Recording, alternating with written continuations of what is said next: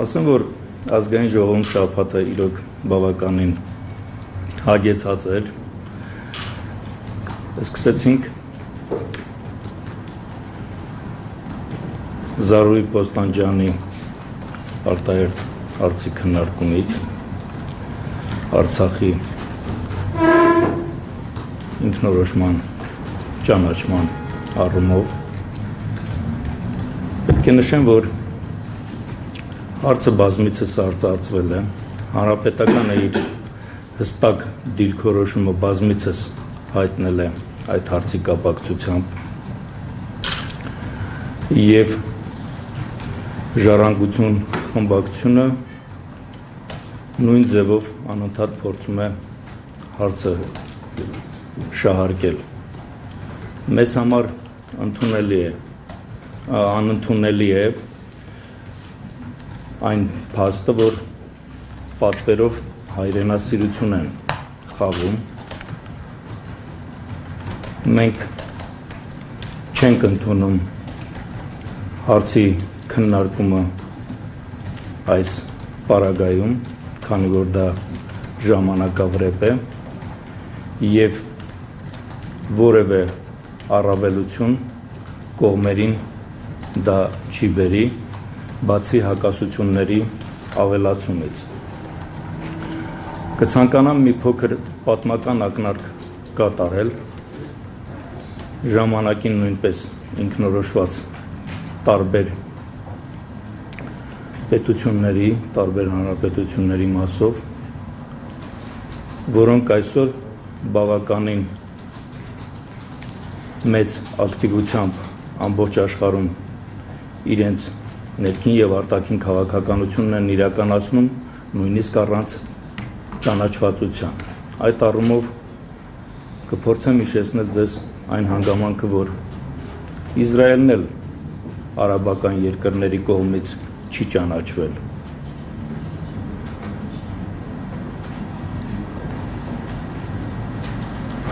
Վատիկանի կողմից չի ճանաչվել նաև Չինաստանը, Պակիստանի կողմից չի ճանաչվել նաև Հայաստանը, Օսեթիան և Աբխազիան ճանաչվել է Ռուսաստանի կողմից,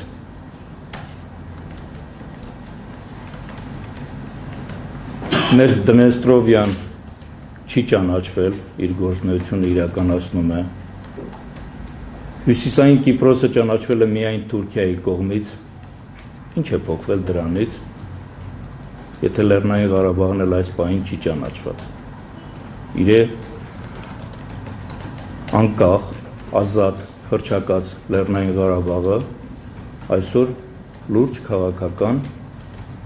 և տնտեսական գործունեություն է իրականացնում։ Տարբեր միջազգային կառույցների կողմից արդեն ճանաչվել է Լեռնային Ղարաբաղի ինքնորոշումը, Ամերիկայի Միացյալ Նահանգների 5 նահանգների կողմից ճանաչվել է ինքնորոշումը։ Ես կարծում եմ, որ այս գործընթացը կշարունակվի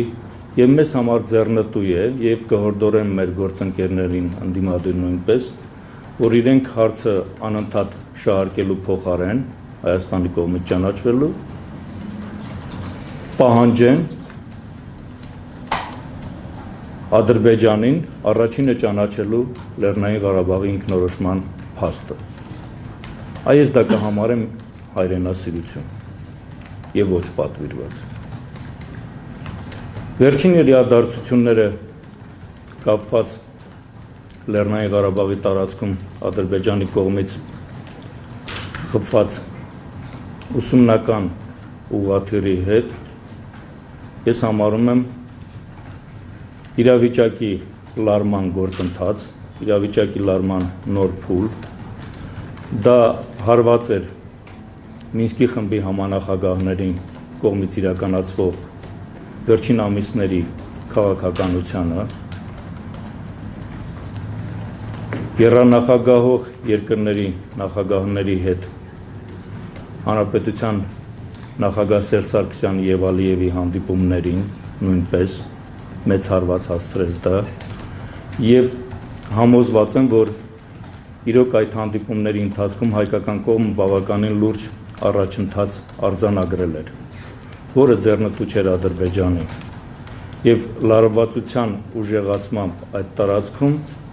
Ադրբեջանը փորձում է իր վրա ընդամենը ուշադրություն սևեռել եւ հարցը միշտ պահել տաք վիճակում։ Ես համոզված եմ, որ պատերազմ չի լինելու։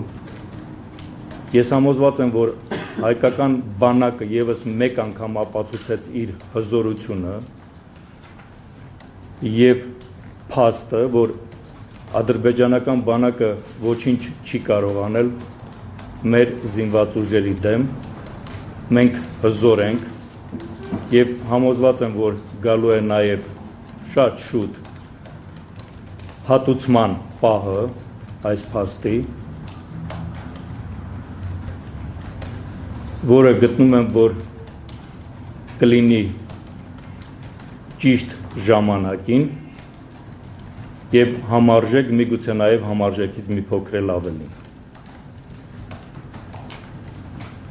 Այս առումով ողջունում եմ Հանրապետության նախագահի խոսքը, հստակ, կշռադատված, որը հնչեց երեկ զորավարժությունների ավարտին։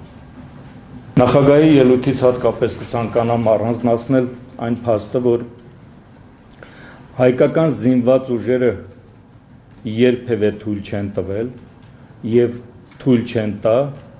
որ որևէ մեկը կասկածի իրենց հզորության եւ ուժեղության վրա։ Մեր զինված ուժերը իրոք տարածաշրջանում ամենահզորն է, ամենամարտունակը եւ ցանկացած պահի պատրաստ է դիմակայելու ադրբեջանական ցանկացած ոտնձգության։ Ես համոզված եմ, որ Ադրբեջանը դա շատ լավ գիտակցում է, ես համոզված եմ, որ այդ գիտակցությունն է նաեւ պատճառը, որ այդքան հստակ Հանրապետության նախագահը հայտարարեց, որ այդ տարածքում պատերազմ չի լինելու։ Դա բացատրում է միայն եւ միայն մեր բանակի հզորությամբ եւ մեր բանակի մարտունակությամբ, որը եւս մեկ անգամ ապացուցվեց։ Միանգամից այդպիսի մեծ քանակությամբ շուրջ 50,000 զինվորներով, շուրջ 600 մարտական տեխնիկայով, ամբողջությամբ զինված զորավարժություններ, որի ընթացքում չարձանագրվեց որևէ միջադեպ անգամ մեր կողմից։ Չհաշվենք, որ իրոք մեր ուսումնական ուղղաթիռը խփվեց ադրբեջանցիների կողմից չեզոք տարածքում ընդամենը, որը ուսումնավարժական թռիչք էր իրականացնում, միայն եւ միայն զինված չլինելով հանդերձ։ Դա ընդամենը սադրանք էր եւ ընդամենը լարվածության ուժեղացման նպատակ ուներ այդ տարածաշրջանում։ Սա ի դեպ վերջին 20 տարիների ընթացքում հրադադարի հայտարարման պահից ամենացավոտ քայլն էր մեզ համար ադրբեջանցիների կողմից իրականացվող։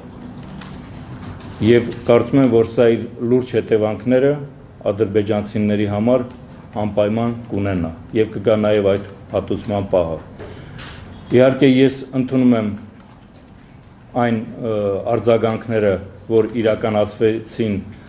Հանրապետության արտաքին գործերի նախարարության կողմից հայտարարության տարածումից հետո, թե Մինսկի խմբի կողմից, թե ՄԱԿ-ի գլխավոր քարտուղարի կողմից, թե ՀԱՊԿ քարտուղարի կողմից, թե Ռուսաստանի Դաշնության արտաքին գործերի նախարարության կողմից, թե Եվրախորհրդի կողմից